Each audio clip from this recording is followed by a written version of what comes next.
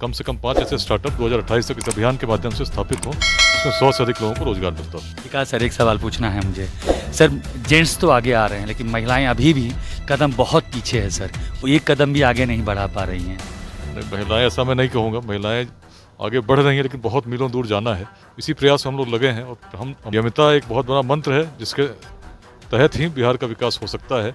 इसलिए कॉन्फिडेंस आप रखिए, स्किल्स एक्वायर कीजिए और स्वरोजगार की ओर जो आगे बढ़ने की परंपरा थी उसको छोड़कर अब संघर्ष में लिप्त हो जाते हैं तो हम आगे नहीं जा पाएंगे। समस्या बहुत बड़ी है। 14 करोड़ के आसपास हमारी जनसंख्या है, जिसमें 9 करोड़ युवा हैं जिनकी उम्र 30 वर्ष से कम है। यदि किसी प्रकार भी कोई सरकार किसी राजनीतिक दल की आ जाए और प्रयास करे कि हम सरकारी नौकरी सभी को दें, तो भी शायद बाहर जाने की आवश्यकता नहीं हो। तो आवश्यकता है उद्यमिता की एक क्रांति की। दिल्ली और गुड़गांव में चला रहे हैं और बिहार में भी करने जा रहे हैं। ऐसे अनेक लोग आज इस सभागार में हैं। मनोज चौधरी जी हैं जिनका अपना स्टार्टअप प्रकृति ऑर्गेनिक फार्म्स है। अंजलि झा जी सामने बैठे बेंगलुरु से आई हैं। विंग कमांडर नरेश्वर त्रिपाठी हैं।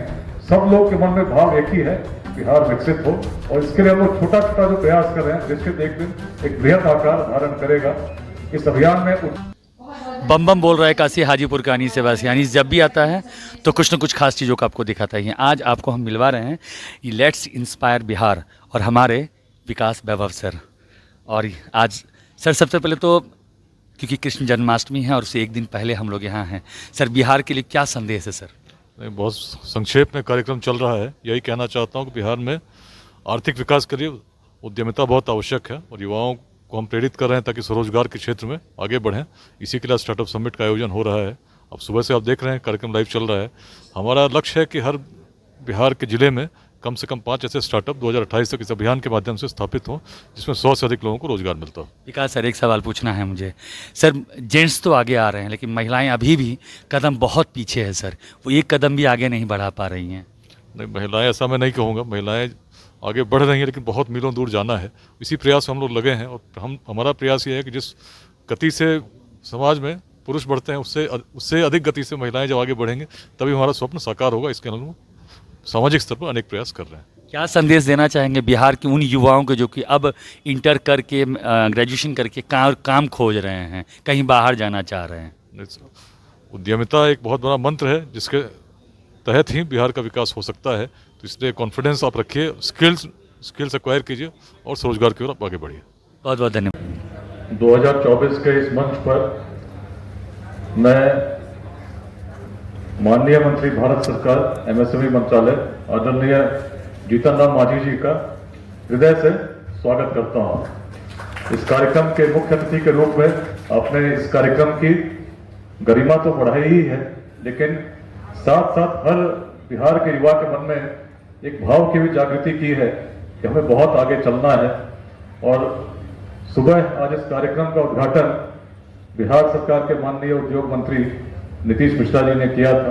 सब लोगों ने उन्हें सुना।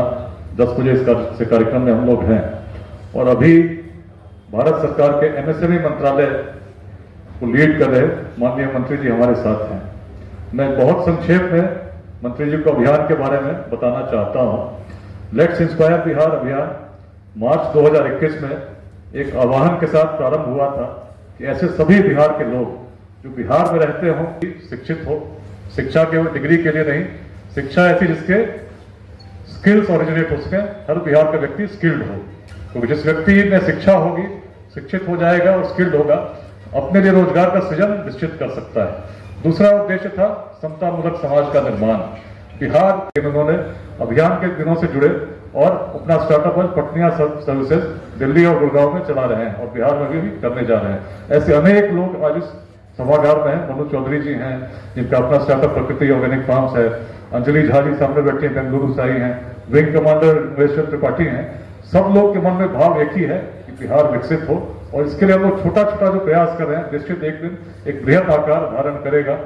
इस अभियान में उद्यमिता को हम लोग केंद्र में लेकर वर्ष 2021 से ही बड़े कार्यक्रमों का आयोजन करते रहे हैं। दिल्ली के एनडीएमसी सभागार में वर्ष 2021 में बिहार उद्यमिता सम्मेलन का आयोजन हुआ।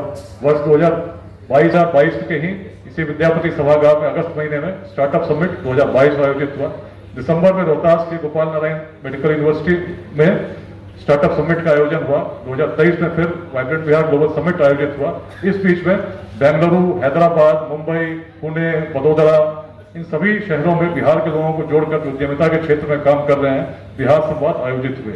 दुबई में भी बिहार संवाद का आयोजन हुआ, जिसके लिए लव सिंह यहाँ से स्वयं दुबई गए थे और 2 कार्यक्रम वहां पर इस प्रकार के दुबई के जो लोग हैं उनके साथ हम लोगों ने किया है। आज यूके हो, यूएस हो, फिनलैंड हो, आयरलैंड हो, ऑस्ट्रेलिया हो, सिंगापुर, इन सभी स्थानों पर रहने वाले बिहार के लोग आज मिलकर इस अभियान को गति दे रहे हैं, अपना मार्गदर्शन दे रहे हैं। हमें आपसे बहुत मार्गदर्शन की अपेक्षा है।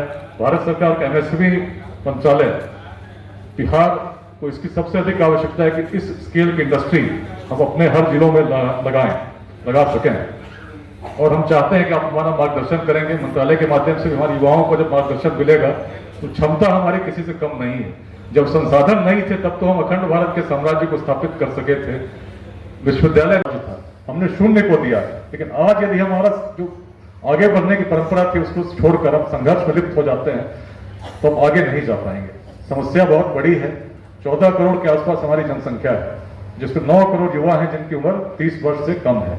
यदि किसी प्रकार भी कोई सरकार किसी राजनीतिक दल की आ जाए और प्रयास करे कि हम सरकारी नौकरी सभी को दें, तो भी शायद 1% या कुछ अधिक लोगों को ही हम सरकारी नौकरी दे सकते हैं। यदि बिहार को हम 2047 तक विकसित बनाना चाहते हैं, जिसमें किसी व्यक्ति को शिक्षा, रोजगार के लिए या स्वास्थ्य के लिए बाहर जाने की आवश्यकता नहीं हो, तो आवश्यकता है उद्यमिता की, एक क्रांति की करने का प्रयास करेंगे, अपने युवाओं को मार्गदर्शन करेंगे तो निश्चित बिहार बढ़ेगा।